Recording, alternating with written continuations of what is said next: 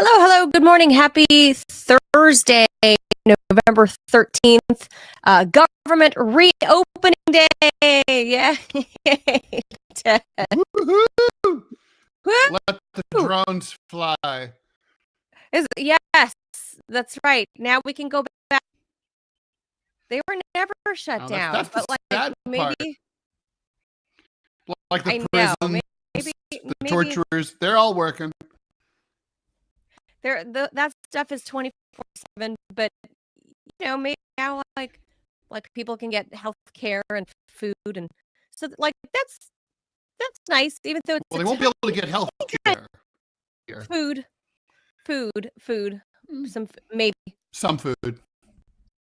some food, just in time for Thanksgiving. Mhm. And which, by the way, we got to let the TMIers know that Ted and I taped a Thanksgiving special last night. Yeah, actually, I'm very happy with the way it turned out, Manila. I thought we did a good job. Yeah, we had to kind of do it on the fly because there were some changes in a guest we were expecting. It's going to be tips on how not to fuck up Thanksgiving, and I think it's very practical what we said. Agreed. Yeah, so we're gonna post that up. We kicked ass, even if we do say so ourselves. That's right. We're gonna do a little bit of this. I think producer Robbie will probably have it up by the weekend. Yep. Because you need time. You need time to prep, Ted. For well, that's true. Mm-hmm. Oh, you were tuned into the Ted Manila Information Show, TMI Show for short, because we give you way too much of all kinds of information. I'm Manila Chan. That's Ted Rall. We do this live Monday through Friday, 10 a.m. Eastern time. So please be sure to hit the like, the follow, the subscribe button, and share the content. We have, if you're watching on YouTube, we have the capability to post little short videos there. So if you post that on your social media, whatever, it can be love with us, obviously, because what's not to love? And then they'll follow the show, and you will do your part in helping us. If a donation is not in your foreseeable future, you can do that. That doesn't cost you anything but a few clicks. A lot of things, stuff you probably wish we didn't.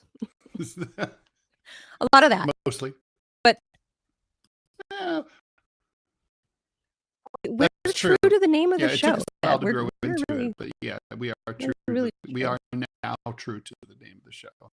Off the whole news and radio, the rule, the FCC structures. They were really baked in hard. We really had to learn.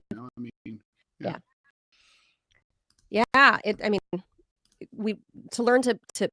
To learn to actually podcast and understand that there really are no rules anymore in this new world. It's kind of amazing. It's true.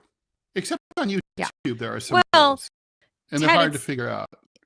It's like U.S. immigration rules. The goalposts are always moving. Like you can't be just like you. Right. Like under this president, you have documents, but under this next president, those documents don't count. So anorexics, like no skinny minis. Yeah. Mm-hmm. Oh, no skinny minis. Like I'd be forced to eat all kinds of like McDonald's or whatever. Chub up. I mean, after all, if you're too skinny, you're going to come to America. You're not going to eat any food, and then our restaurant business. You're not contributing. Yeah. What good are you? That's right. You're not contributing to our, especially if you're rich and skinny. Yeah. Because right now Trump is focusing on the you can come if you're fat and wealthy. That's right. Like he doesn't care how many diseases you have as long as you're wealthy, because then you can pay for it. Right. But if you're skinny and wealthy, then clearly you're just not paying into being in America. So you could potentially face for those people, they should put minimums. I would say like minimum food expenditure, minimum hotel expenditure, minimum like Disneyland visit. You got to go to Disney World X amount of times. Mm-hmm. Yeah, that makes sense. Do all kinds of stuff. Yeah, no, there's possibilities there. I'm just putting this out there. If the U.S. government ever needs an ideas woman for new policy, Mm-hmm. right here, I'm open for 1099 work. Hit me up. I am available at your beck and call. All sorts of ideas on all sorts of policies, food, immigration, housing. Mm-hmm. Hit a sister up. I'm your girl right here. All right. All right. Like so with that, Ted, let's get to some of the news. You got to get out of here quick today. Yeah, because I've got Scott Standis coming up at 11 o'clock. Are you guys live now? We're live. Yeah. We're interviewing Pat Bagley, who's the cartoonist for the Salt Lake City paper, and he fled to Portugal to get away from Trump.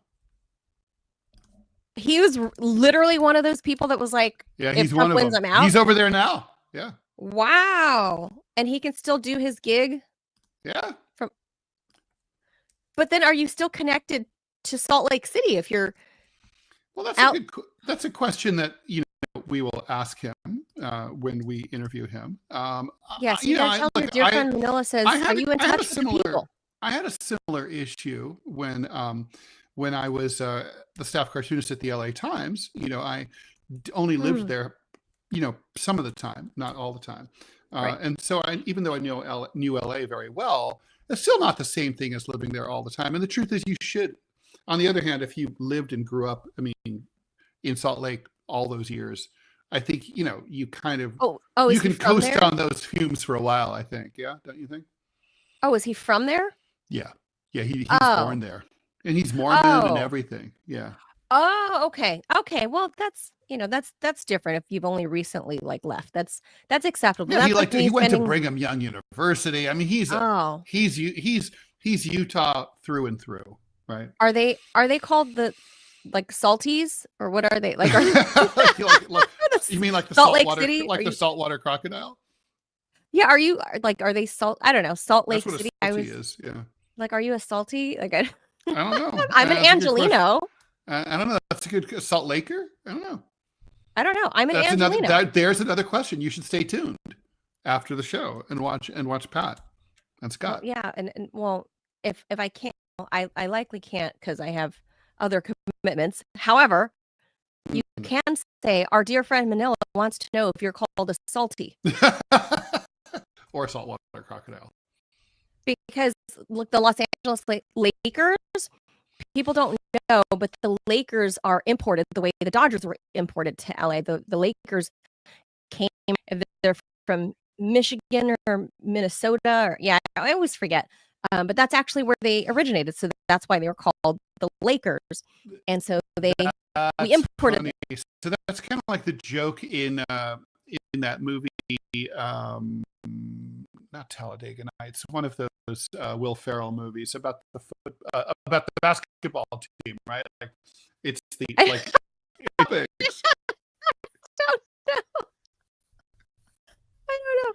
don't know. But yeah, definitely one of the better Will Ferrell movies for sure. I like all of Will Ferrell's stuff. Oh, me too. Just so stupid. Although the most recent one with the it's just too long. It needed to be edited. It's good, but it just needed to not be like, the length of Bertolucci's 1900 or something. So my favorite Will Ferrell movie is Elf. That is like one of my. Yes, that is one of my favorite. I find it's one of my favorite holiday movies now. Yo. No, I love Anchorman, but Elf just makes me happy. It just brings joy to me every Christmas. Like I said, I love Will Ferrell movies, period. But Elf is my favorite. You and I yesterday talked about the Macy's Thanksgiving Day Parade and how I do my timing of cooking based on the Thanksgiving Day Parade. Yes. But I have found I don't watch the mainstream coverage of that anymore because the last couple of years, I think it's Hulu that does their own live stream coverage of it, and they book Will Ferrell as a character of like an Anchorman type character. Really? Yes, that covers the Macy's Thanksgiving Day Parade. So And he is in care of Ferrell playing like an Anchorman type character, because obviously he can't steal the name of that character because, you know, it's a copywritten character. But he plays an Anchorman type character that narrates what we're seeing at the Thanksgiving Day Parade, and he interviews celebrities and whoever comes up to the Hulu booth or whatever. I think it's Hulu, but anyway, it's a real produced thing, and Will Ferrell plays an anchor covering the Thanksgiving Day Parade, and it's hilarious because he just acts off the wall and wacky, and it is not your typical like NBC, like, here's Al Roker on the ground with the giant turkey, you know, like yeah. It's not that. So it's okay. Well, that's a relief. Yeah. So if you guys tune into that, that's if you want to find some relief, some holiday laughter, that's the one to watch. Anyway, all right, let's get to the stories. All right.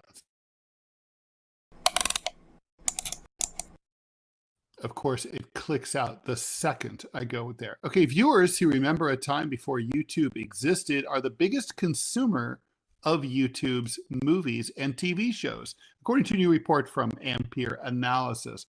The world's most used video platform began adding free theatrical releases in 2018 and TV shows in 2022. This traditional programming has become more popular with middle-aged viewers, 35 to 64, according to the UK researcher, with nearly 1 out of 5, 18%, saying that they watch full-length movies and TV shows on the platform. This reveals that older audiences are transforming global viewing habits, with 35 to 64-year-olds driving a surge in long-form, multi-generational viewing that's reshaping how audiences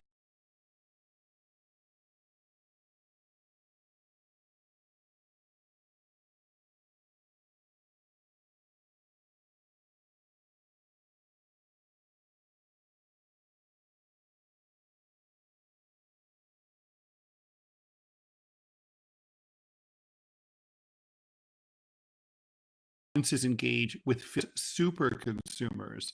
Share of internet YouTube varies wildly in the 29 different countries that they looked at. It's 20% in Saudi Arabia. I don't know if they show any head chopping videos there. 15% in the US, 12% in the UK, and just 7% in Sweden, where they're all drinking, committing suicide, or having orgies. Really?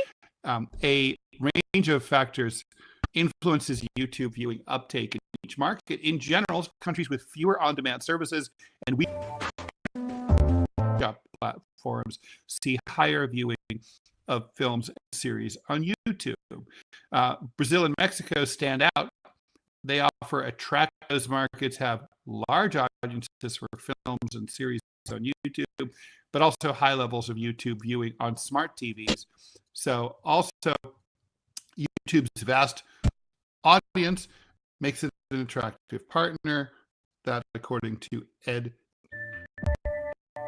Analysis. So yeah, I mean, you know, YouTube is now basically not just something you watch on your phone or your it's on your smart TV, and it's definitely now an option for people who, you know, who are looking for stuff to watch, right? Yes, obviously. Hold that. There was a weird glitch that happened again with Rumble Studio. It flashed. It flashed to the countdown for like 2 seconds, and I did not touch a damn thing. Well, that would be through StreamYard, not through the Rumble Studio. The countdown comes through StreamYard. No, it didn't. But it didn't happen on StreamYard because I'm staring at you right now through the StreamYard. Okay, but don't know. I can't explain it, but I'm looking at you now. I know that, but I'm saying, but you know that the countdown lives on StreamYard. I know that. Right. but it doesn't mean that the Rumble Studio didn't capture. It has all the capabilities. Do you follow what I'm saying? No, I don't think it does. It only happened. No, it does. It does. Of course it does. It captures everything. It doesn't. I didn't touch anything on the Rumble Studio. The Rumble Studio did not match the StreamYard because I saw it on two separate screens happening at once. So I don't know. There's a delay between StreamYard and Rumble Studio. Rumble Studio should be about 5 to 15 seconds behind. No, it didn't. It didn't happen at all on the StreamYard. That's my point. It only happened on the Rumble Studio side. I'm 100% looking. I could see both. All right. Like well, the way my screens are. So anyway, that was troubleshooting because when we troubleshoot, that's when we get really big ratings. I know. I don't know. StreamYard was nice to me this morning.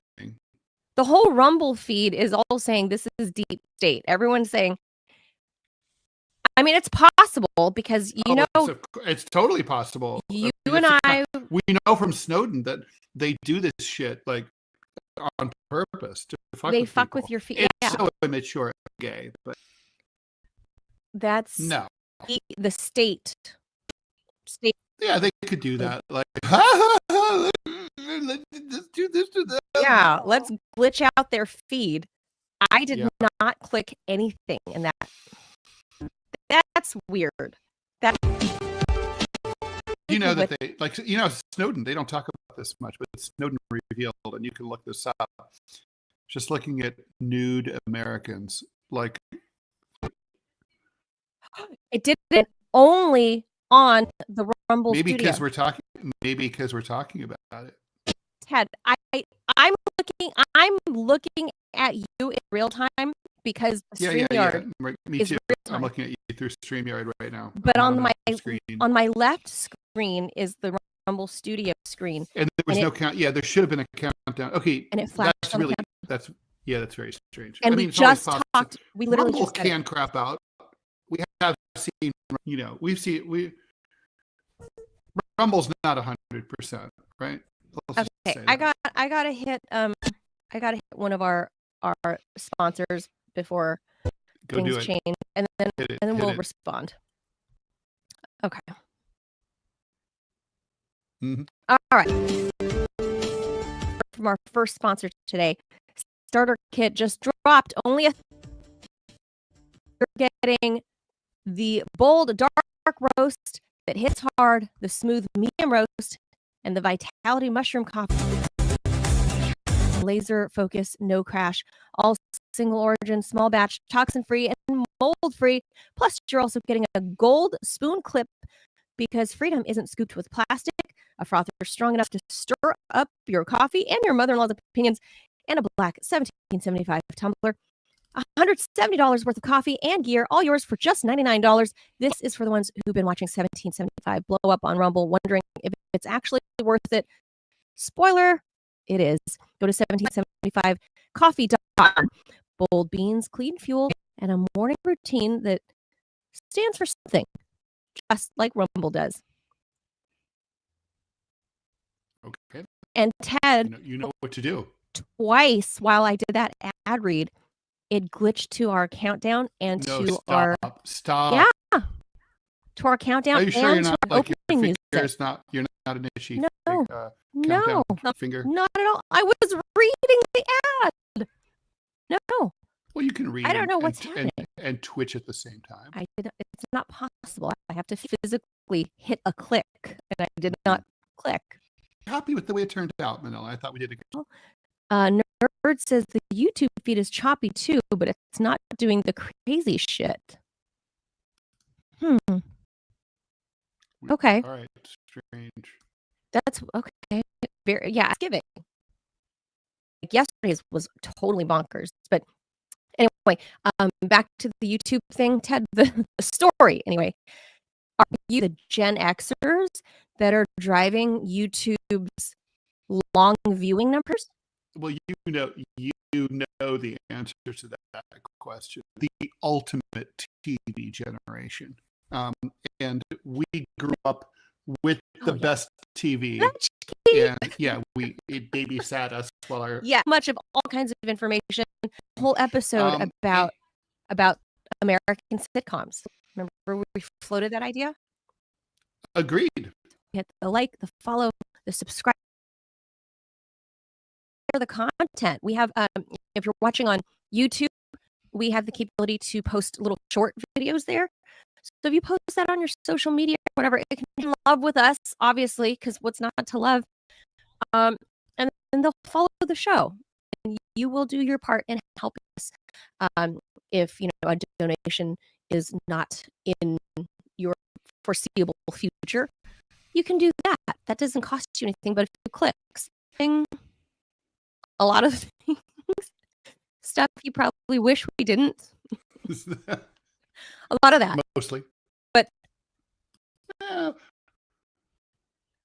we're That's true true. to the name of Yeah, the it show. took us a while to We're grow into really, it, but yeah, we are true. really We are now true to the name of the show. off the whole news and radio, the rule, the FCC structures. We were really right? baked in hard. We really for had us, to learn. I mean, Yeah. To learn to actually podcast and understand that there really are no rules anymore in this new world. It's kind of amazing. It's true. Except on YouTube, Yeah. there are some rules, and they're hard to figure out. It's like U.S. immigration rules. The goalposts are always moving. Like you can't be just like you. Right. Like under this president, you have documents, but under this next president, those documents don't count. So anorexics, like no skinny minis. Yeah. Mm-hmm. Oh, no skinny minis. Like I'd be forced to to eat all kinds of like McDonald's or whatever. Chub up. I mean, after all, if you're too skinny, you're going to come to America. You're not going to eat any food, and then our restaurant business. You're not contributing. Yeah. What good are you? That's right. You're not contributing to our, especially if you're rich and skinny, because right now Trump is focusing on the you can come if you're fat and wealthy. That's right. Like he doesn't care how many diseases you have as long as you're wealthy, because then you can pay for it. Right. But if you're skinny and wealthy, then clearly you're not paying into being in America. So you could potentially face for those people, they should put minimums. I would say like minimum food expenditure, minimum hotel expenditure, minimum like Disneyland visit. You got to go to Disney World X amount of times. Mm-hmm. Yeah, that makes sense. Do all kinds of stuff. Yeah, no, there's possibilities there. I'm just putting this out there. If the U.S. government ever needs an ideas woman for new policy, right here, I'm open for 1099 work. Hit me up. I am available at your beck and call. All sorts of ideas on all sorts of policies: food, immigration, housing. Hit a sister up. I'm your girl right here. All right. All right. So with that, Ted, let's get to some of the news. You got to get out of here quick today. Yeah, because I've got Scott Standis coming up at 11 o'clock. Are you guys live now? We're live. Yeah. We're interviewing Pat Bagley, who's the cartoonist for the Salt Lake City paper, and he fled to Portugal to get away from Trump. He was literally one of those people that was like, "Yeah, he's one of them. I'm out." He's over there now. Yeah. Wow. And he can still do his gig. Yeah. But then, are you still connected to Salt Lake City if you're? Well, that's a question that we will ask him when we interview him. Yes, you tell your dear friend Manila says, "Are you in touch with the people?" I had a similar issue when I was the staff cartoonist at the LA Times. I only lived there, some of the time, not all the time, and so even though I knew LA very well, it's still not the same thing as living there all the time. And the truth is, you should.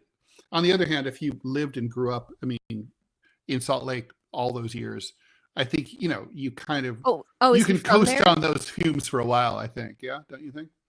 Oh, is he from there? Yeah, he's born there, and he's Mormon and everything. Yeah. Oh, okay. Okay. Well, that's, that's different if you've only recently like left. That's acceptable. Yeah, That's like me he went to spending. Brigham Young University. I mean, Oh, he's Utah through and through, right? are they called the like salties or what are they? Like are they You mean like the Salt Lake saltwater, City? like the saltwater crocodile? Yeah, are they salt? I don't know. Salt That's Lake what a City. salty is. Yeah. Like, are you a salty? Like I don't know. I'm an That's a good question. Angelino. I don't know. That's a good Salt Laker. I don't know. I don't know. I'm an That's Angelino. there's another question. You should stay tuned after the show and watch Pat and Scott. Well, yeah, and well, if I can't, I likely can't because I have other commitments. However, you can say our dear friend Manila wants to know if you're called a salty. Or a saltwater crocodile. Because look, the Los Angeles Lakers, people don't know, but the Lakers are imported the way that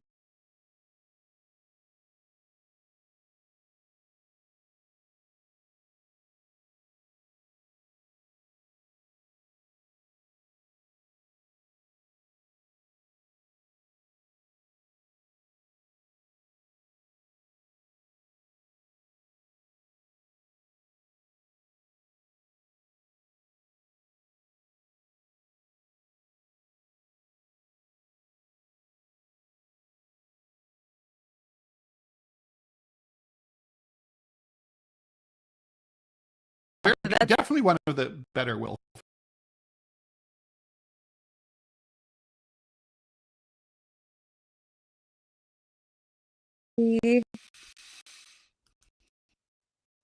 let's see if that See, works. this is why you want a producer, because a producer can do all these things, although not the StreamYard. Although, actually, now that I think about it, we could have Robbie run the StreamYard. And then Wandon says in the Rumble Room, Wandon says this all started when Robbie got doxxed. Well, yeah, that's true. I don't know. Maybe someone has declared jihad against us. Yeah. So if so, Manila.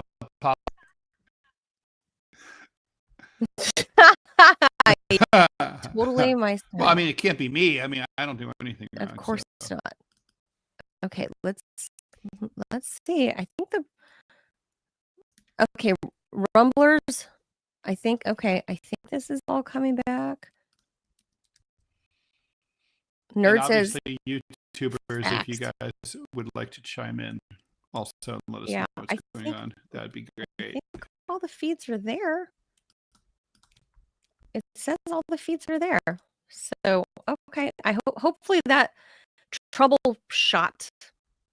Is that the correct? Well, there's I mean, at least if they're there, that's one.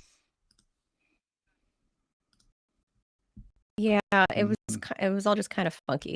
And not like all right, let's move on. Or Prince. Or the Gap Band. Funk? I know so much about funk. No, that's true. It is totally true. Like literally, Prince used to come to Dayton when I was in high school and play for like $1 or $2 because no one gave a shit about him back in Minneapolis. I gotta look this up. I'm no music expert, but you look it up. Is Dayton a hotbed of funk music, or was it back in the day? Obviously, I look that up. Yes, after it was. The show. Yes, you can. I know you're calling both. That's how that plays. That sounds bizarre. That sounds like Ohioan propaganda, like Buckeye propaganda. Because Dayton's a very black city, man. Really? Dayton, it would have been one of the worst experiences of your life. I liked Cleveland. Okay, there's no comparison. I liked Cleveland, and I liked the only decent, really good city in Ohio is Cincinnati. And I loved Cincy.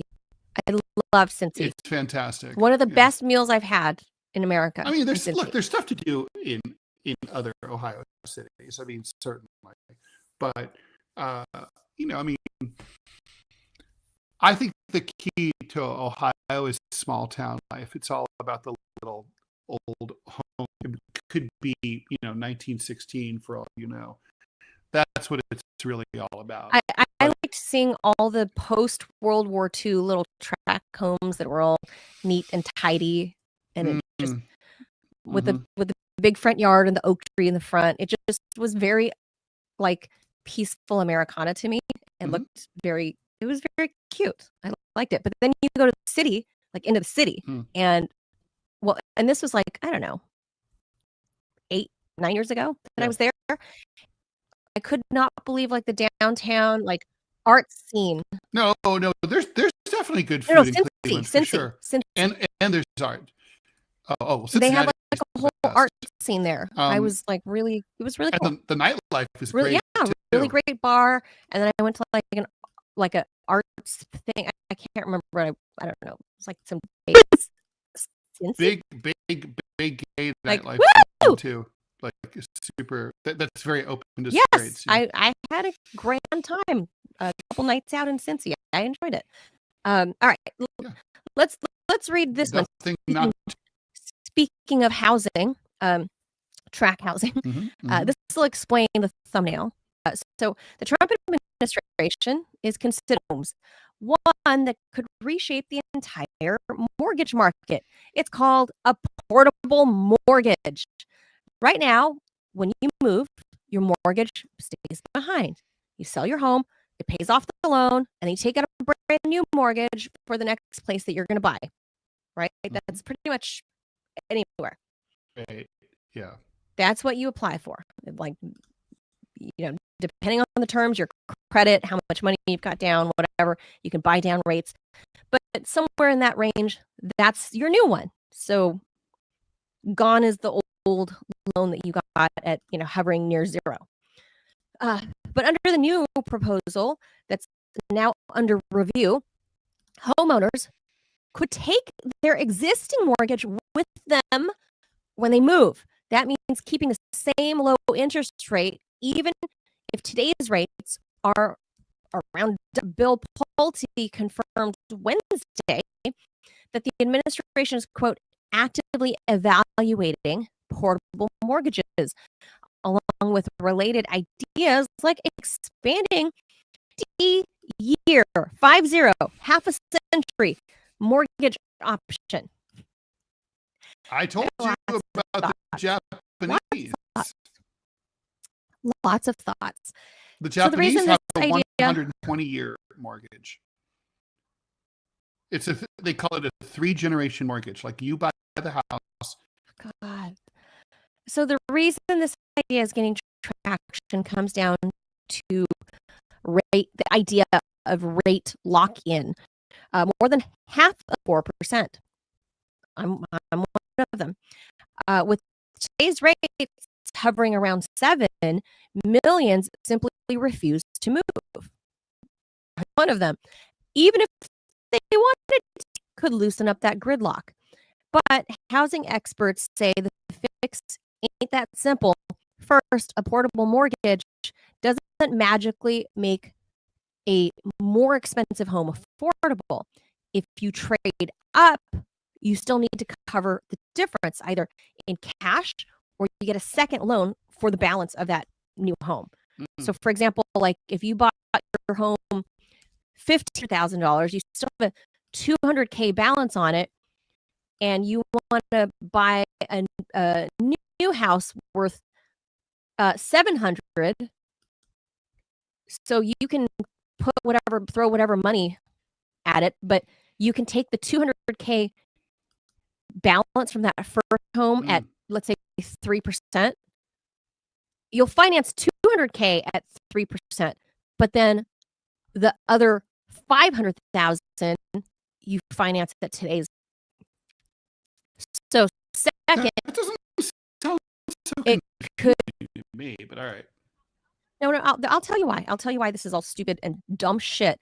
This can't be something that Donald Trump came up with. This had to I'll get into that second. Do you think after it's we a go Scott through the article. Bessent thing? This it has to be. Second, it could disrupt the entire mortgage-backed securities market. I don't care about this part, like that whole market, hedge funding shit can go to hell. Investors who buy bundles of home loans count on those mortgages eventually being paid off. If homeowners stop paying on their home, the whole model changes, and that could push interest rates even higher, not lower. That's true. I'll get into that too. I'll hit all these points.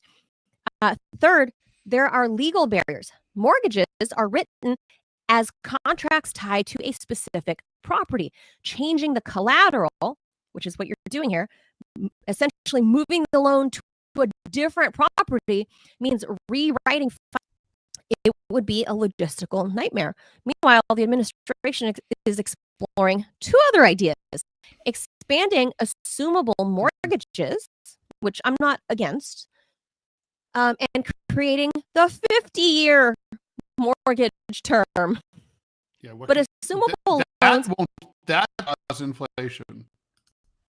But assumable loans often require huge cash buy-ins, and critics say the 50-year mortgage barely lowers payments while dramatically increasing lifetime interest. Bottom line, portable mortgages could help some, just some, teeny tiny, but transforming the entire system would face all kinds of legal changes and challenges.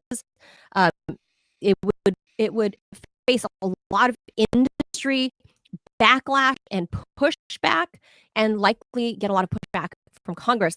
For now, the idea is on the table, but it is so far from. Let me go through the first, second, and third thing. So the first thing, it doesn't magically make your home more affordable. So I touched on that, right? So if you're carrying $200 from property A into property B, and property B costs $700,000, so you're financing $200K at the lower rate, and then you have a $500K balance. Let's presume you buy down. You're putting X amount of money down. So let's say $250,000. You're putting 200. So now it's you have another $250K that you have to finance. At mortgage nightmare, because you're like, well, because then if you want to move into a third home, then what? Or a fourth home, or you want to buy an investment property or rental property. Can you? What happens with the whole the underwriting for various types of intro. Gosh, I'm having the brain farts right now this morning. When you're taking out, what if you want to take out equity from your home? Well, that's it. I'm glad. Listen, what I don't understand bullshit. Is, Trump promised when he became president in 2016 to get rid of the Dodd-Frank Act, which passed after the 2008-2009 meltdown. The Dodd-Frank Act sucks. It's an overreaction to get back in the day. And so one of the things that no one understands is so when you apply for a home, let's say you go to the bank and you're like, I want to refinance at today's lower interest rates, assuming that you had a higher interest rate before, right? You show up at the bank. That's a new loan application. Brand new. So that happened to me. I applied, and after Dodd-Frank, and we look at your income we look at your income to debt ratio, and you can't afford it. DTI, and I'm like, but my mortgage payment. So therefore, obviously, it's more affordable. Obviously, it's more affordable to pay $4,000 a month instead of $5,000 a month, or $2,000 instead of $3,000 or whatever. But the point is that they did, because it's a new loan, The fiction is that it's handled from scratch. That rule should be abolished. I mean, you should be able to refi with no consideration whatsoever to that ratio. Don't you think? No, I think DTI is always important. Why? I've done. If you already have an existing mortgage, and let's say you're not taking out any equity on the existing, I guess under a refi, that's I'm only talking about the refi. I'm only talking about that. I'd have to think more about what could be the risk to the lender. There's no risk. Well, there's a higher risk payment. I understand. Well, and I can tell you, having financed automobile loans, having done that for a career for a number of years, you can't refi at all. No, not unfortunately. Refi. What you're saying is, like, for example, if for somebody with bad credit, like auto loans back in the early 2000s, the irony is the people that need the lowest payment possible are the ones that have the worst credit, right? They're usually low income. They are, their credit is shit, and that's why they're getting a 21.95 California maximum interest rate. Your credit card interest rate is going to be 9% if you're poor. That is the irony. Is like you can't afford. So the irony is the poorer the person, they actually need the lowest interest rate so they can have a much lower car payment. But because of their credit history, I think that would give any of my clients a fair rate, anything below 15%. We're talking in the early 2000s. And I know that's shitty, but that's all I could book. So this is all I can offer people. Like I don't make the rules. I'm sitting at the car dealership and I'm looking at a green book going, okay, based on the structure that we're looking at 72 months was like the longest. Thinking to homes. And let me tell you, Ted, I've had to ice a number of cars from a number of high-risk clients, repo ice. So I had to, it's funny it's called ice. That's what it's called? Well, that's the lingo, at least in California. I don't know about anywhere else, but like so-and-so, and then you get a list of stip sheet stipulations before the loan gets approved, and you get like 20 blood relatives, 10 friends, and whatever. Like, and people need to write you letters and stuff of who they are, show proof of those. If you have shit credit, like I made sure I really locked down my asset, which is that car. If I'm giving you a car to roll off the lot, you can hide. If you're not paying me, you can hide that car at Cousin Bobo's garage. I'll never be able to recapture my lost asset, which is that car.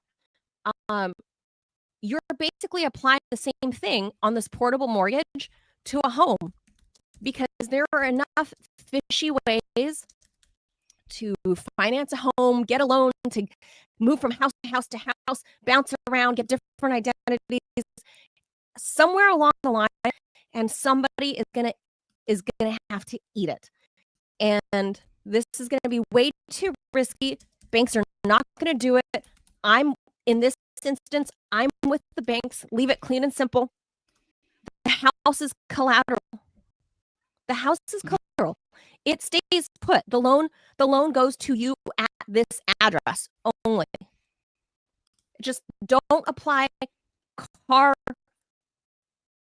because I can tell you how ugly and how messy the car industry got, and it's you don't want to apply that to homes. And then you don't want a 50-year loan.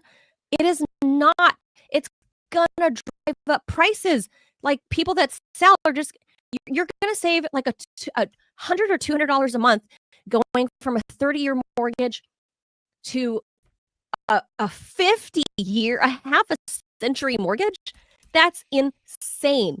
And then what happens if you're subprime and this is 2008 all over again? You build another that's a surefire way to build another 2008 mortgage bubble.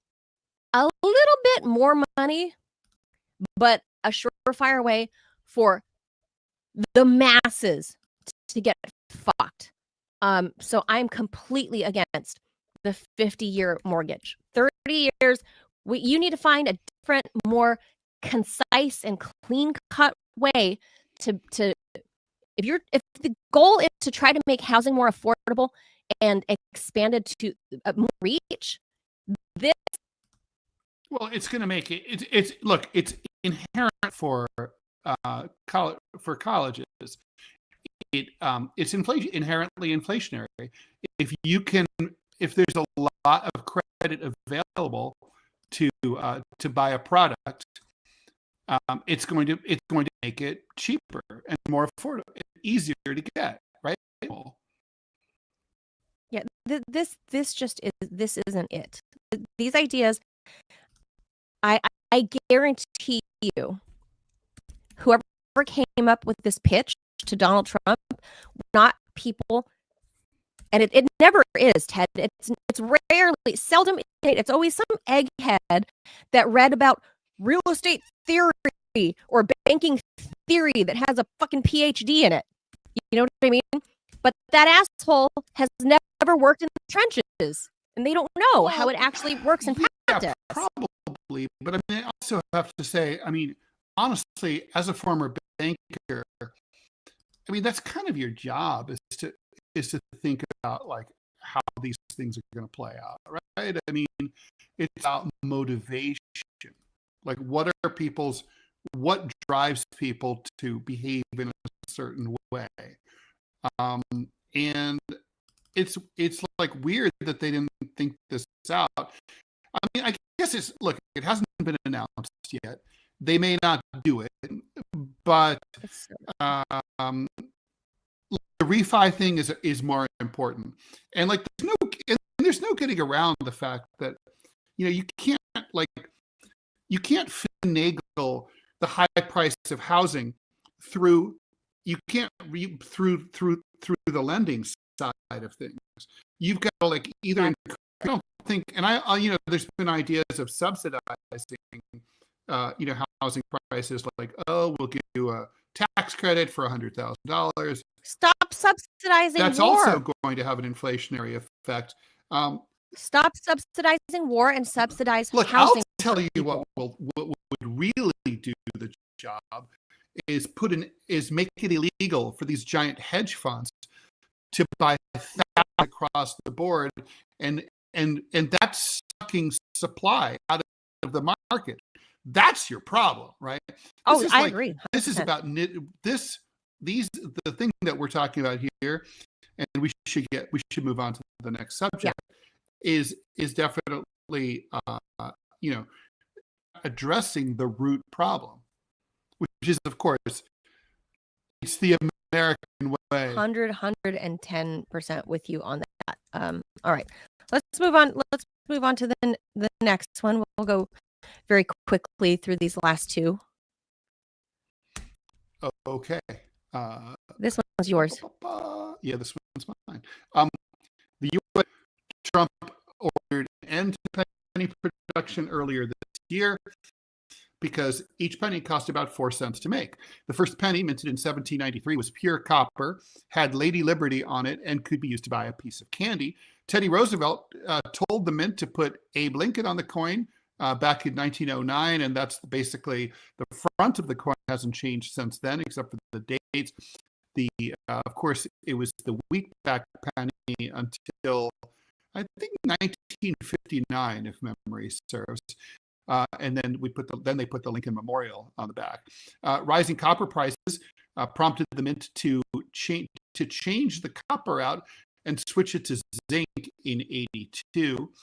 Inflation and there's a shortage of them now. Actually, the mint made 3.2 billion of them last year, accounting for over half of all U.S. coins in production. The Treasury thinks it'll save about $56 million a year by getting rid of pennies. Of course, there will be all sorts of complaints about rounding prices up or rounding prices down at the register, and requiring exact change. Bipartisan bill proposes rounding cash transactions to the nearest nickel. Currently, that's illegal in about 10 states, but the law would prevail there. So, Ted, gone are the $9.99 specials. Like, isn't that weird? Well, yeah, I mean, they can still price it at $9. You can still price something at $9.99. It's just that you won't get a penny back. But it's only legal in 10 states, and so then no. But the states can't. Some Karen is going to try to fight that over a penny. You know that. Oh well, there was a lot of controversy in other countries. This has been, similar things have been done, and it's always caused controversy because it's like, well, who gets the benefit of the rounding? And of course, obviously, if you're at 3, 4, or 5, you round up to 5. If you're at 1, or if you're at 0, below 1, or 2, you round below down. 3. Yeah. And 2.5 and above, you round up. But the point is that people probably will complain about that and be like, if it's 3, if it's 3, if your thing costs 3 cents, I don't want to pay 5 cents. I mean, nothing costs 3 cents, but you know what I mean. Yeah, but well, I just say I'm kind of sad about that because it's a thing. Like nobody even bends over to pick up a pen. Like it's like nostalgia. That rolled off the line will be sent to the Smithsonian.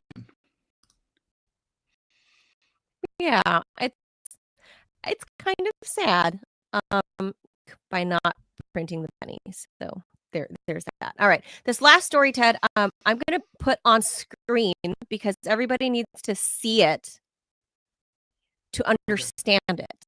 So I don't know if you got to preview it before. And we're out in 5 minutes, so yeah. Be quick. So here's the story. Okay. Fun story. So a Chinese influencer spent over $500,000 US on a set of hyaluronic acid shots, built himself a set of fake, an 8-pack, not 6, 8-pack. The fashion and beauty content creator who uses the name Andy Hao Tianen on social media recently shocked his fans by revealing that 20% of his body contains hyaluronic acid. The young influencer went viral last month when he spent $4 million to have 40 doses of hyaluronic acid injected into his shoulders, collarbones, chest, and abdomen. He says, I totally agree that muscles do not grow on cowards, but you have to understand, with so many injections, I'm no coward anymore. Could you dare do the same? If my abs have not disappeared in 3 years, I will apply to Guinness for the longest lasting artificial abs made of hyaluronic acid on record. I will do a live stream cracking walnuts on my abs for everyone to see. However, experts warn that Andy Hao Tianen's commitment to hyaluronic acid injections could have very serious long-term consequences, like bone erosion, blood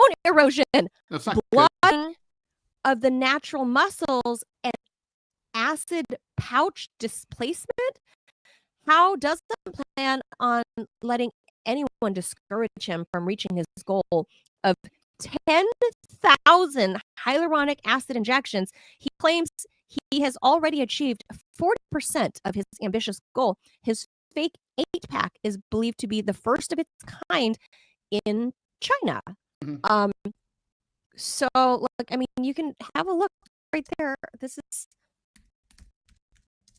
how freaking much money is this kid, this influencer?